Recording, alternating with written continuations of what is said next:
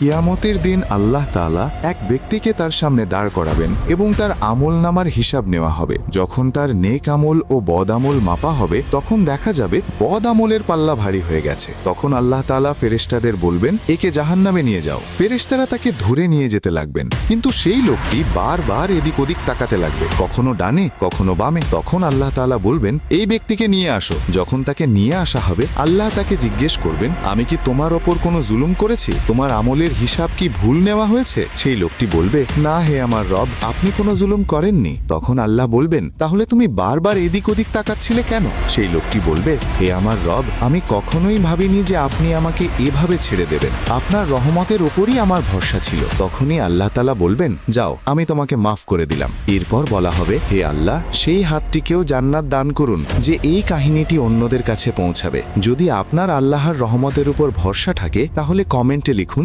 সুবহানাল্লাহ।